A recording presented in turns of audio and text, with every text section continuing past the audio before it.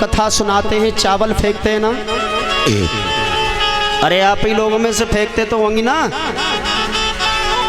लेकिन ये कथा क्या कह रही है? सुदामा चना जब ले गए ना जंगल में, यदि एक दाना भी फेंक दिया तो चना ये अन्न श्राप दे देगा। जितने दाने हमारे गिर जाएंगे उतने दानों के लिए हम भटक जाएंगे, चाहे कभी भी भटके, चाहे इस जन्म में चाहे उस जन्म में, इस मृत्यु लोक में दाने दाने का हिसाब देना पड़ेगा। ये चना और ये चावल और ये अन्न कोई फेंकने वाली चीज नहीं है। माताओं, आप चना चावल लेके आती हो भागवत में, और यहाँ व्यासपीठ पर बैठ करके प्रवक्ता पहले से तुमको ज्ञान का मार्गदर्शन नहीं देता है। मैं निवेदन करूंगा आपसे, हमारे जैसे प्रवक्ता यहाँ आकर के अपने मजे में आनंद लेते हैं साहब। सुदामा चरित्र हुआ जब नंबर आया, पहली मुट्ठी भर लीनी सुबह दुपट्टा उतार के बाजो ढांकन लगता है कि हाँ पब्लिक समझ गई कि चावल फेंकने को मन कर रहे है ना। हे मेरी माँ, मैं सत्य वचन कहता हूँ, इस व्यासपीठ से ये कथा श्लोक से लेकर परलोक तक जोड़ती है और ये ज्ञान देती है। ये चावल जितने तुम लेके आती हो सुदामा चरित्र के लिए, सुदामा जी चावल लेकर के गए थे भगवान के लिए, भोग के लिए। वो भी कैसे? गरीब थे। मेरी बात को ध्यान से सुनिएगा। चावल कैसे ले गए थे? कितनी गरीबी थी, भीख में अन्न नहीं मिल रहा था। 4 दिन हो रहे थे भूखे।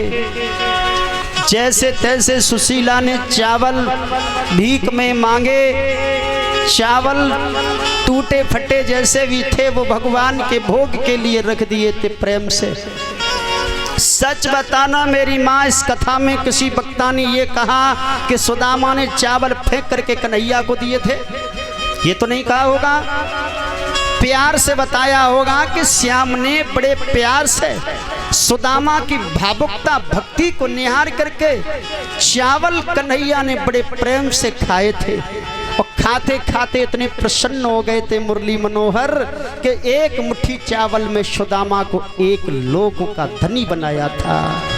दूसरे लोक का धनी 2 मुट्ठी चावल चबने में इतने भावुक हो गए थे।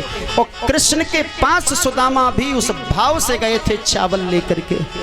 अच्छा बताओ, ये चावल जो आते हैं भोग लगने के लिए आते हैं प्रभु के, या चावल या फेंकने के लिए? लेकिन यहाँ हमारे क्षेत्र की ये गाथा प्रथा बन गई है, हम जैसे शास्त्रियों ने प्रथा को बता दिया कि माताओं से चावल फेंकवाते, मजे मजे में दुपट्टा पहले ही बाजे को ढांक लेते कि माताएं समझ जाती कि शास्त्री ने बाजो ढांक लो, चलो चावल खूब मारेंगे। जे सारों पहले ही करते हैं। कथा का सार क्या है वो बीच में नहीं समझ आते हैं कि चावल ये अन्न फेंकना कितना महापाप। मैं निवेदन करूंगा, तुम जो चावल लेके आई हो, अगर एक दाना भी तुम्हारा पृथ्वी पर गिर गया तो मैया इसका पाप तुम्हें लगेगा।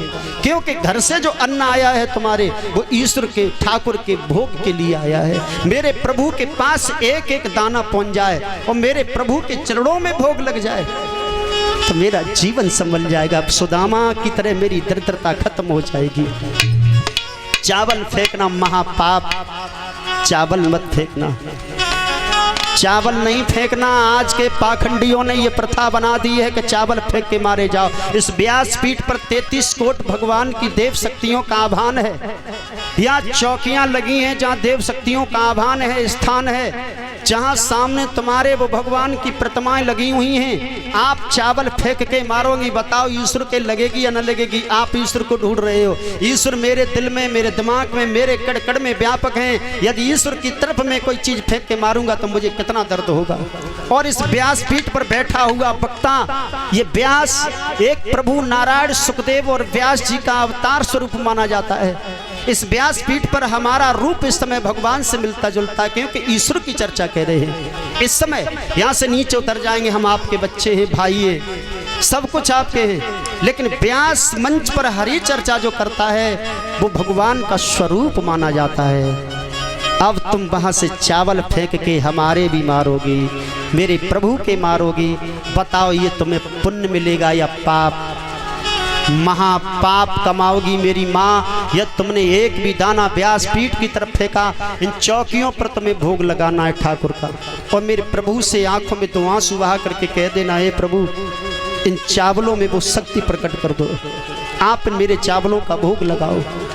मैं महापापी हूँ, मैं बहुत परेशान हूँ, मैं गरीब हूँ। अपने हृदय की भावना प्रभु के चरणों में रख देना। थोड़े से चावल प्रभु का भोग लगा देना, बाकी चावल एक जगह इकट्ठे कर देना। प्रभु से हाथ जोड़ करके दो आंसू बहा देना, मैं व्यासपीठ से वचन देता हूँ मेरी माँ। और अपने मन की बात कह देना। थोड़े से चावल उसी चौकी से जहाँ प्रभु का भोग लगाया था, मेरे प्रभु से मांग करके ले जाना। प्रभु तुम्हारा जूठा हुआ, तुम्हारा भोग लगाया हुआ थोड़ा सा चावल ले जा रहे हैं, और अपने घर से जहाँ से लाई हो वहाँ फेंक देना। मैं कसम खा के कहता हूँ व्यासपीठ की, आपके घर में दिन दूना रात चौगना साम धाम बढ़ता चला जाएगा मेरी माँ। आपके घर में जय जयकार हो जाएगी। आप मेरे प्रभु से एक बार झोली पसार के मांग के देखना, चावल का दाना फेंकना नहीं, भोग लगा के और हाथ पसार के मांग लेना मेरे प्रभु से। वो बड़े कृपालु हैं, तीनों के दयाला हैं, बहुत दयालु हैं, दया करेंगे जरूर मेरी माँ। एक बार ईश्वर की हो करके देखो। मैं मानता हूँ कि तुम मेरी कितनी परेशानी तुमने नहीं उठाई होगी। छोटी सी उम्र में मैंने लाखों परेशानियाँ उठाई हैं। मैं सत्य आपको बाणी दे रहा हूँ कि ईश्वर सत्य है। इस गांव में रह रहा हूँ, इस गांव में मेरा कोई बच्चा नहीं था उस मुसीबत में। वो मुसीबतें उठाई हैं कि भीख तक मैंने मांगी है तुम्हारे कासगंज जिले में।